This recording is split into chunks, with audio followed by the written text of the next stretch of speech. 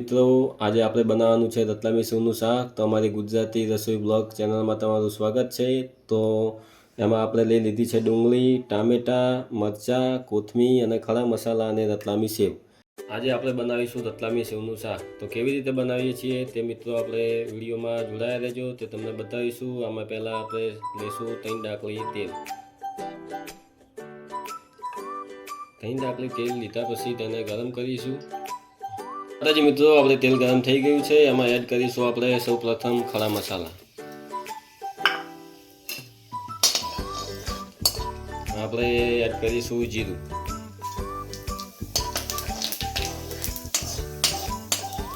પછી આપણે એમાં એડ કરીશું લસણ અને મરચાંનો પેસ્ટ,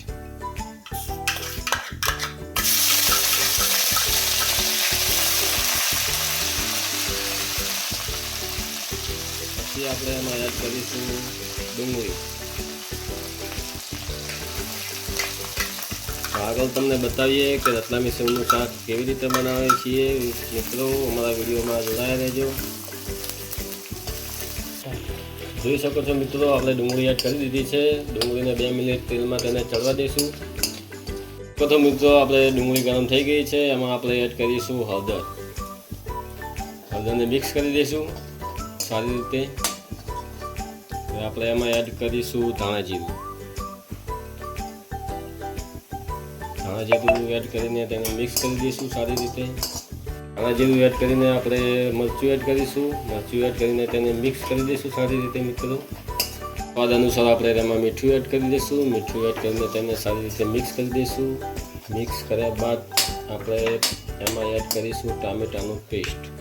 ટામેટાનો પેસ્ટ એડ કરીને મિત્રો તેને આપણે સારી રીતે મિક્સ કરી દઈશું।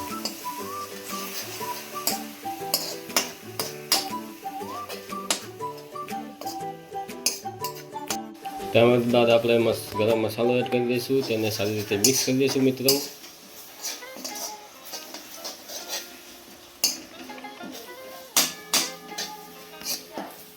ગરમ મસાલા એડ કરી દીધા છે મિત્રો, અને આપણે 2 મિનિટ હવે ઢાંકી દઈશું અને ચડવા દઈશું।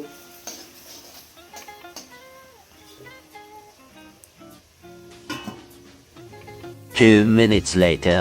થઈ ગઈ છે, તેને આપણે હવે સારી રીતે ક્રશ કરી દઈશું।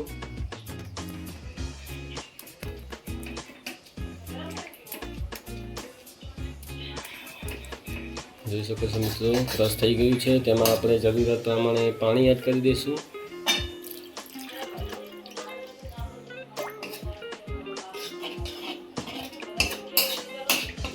પાણી એડ કરીને તેને 4 થી 5 મિનિટ ચડવા દઈશું ઢાંકણ રાખીને। 5 minutes later. જોઈ શકો છો મિત્રો, આપણે ગ્રેવી બનીને તેની તૈયાર થઈ ગઈ છે। તેમાં આપણે એડ કરીશું રતલામી સેવ। રતલામી સેવ એડ કરીને તેને 2 મિનિટ તેને મિક્સ કરીશું સારી રીતે।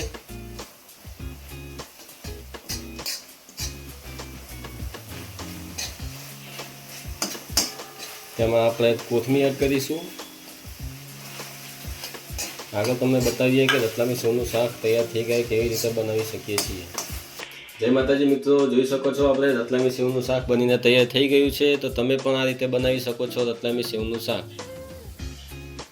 તો જય માતાજી મિત્રો, અમારો આ વિડીયો ગમ્યો હોય તો વિડીયોને લાઈક કરજો, શેર કરજો અને સબસ્ક્રાઈબ કરવાનું ભૂલતા નહીં। જય માતાજી।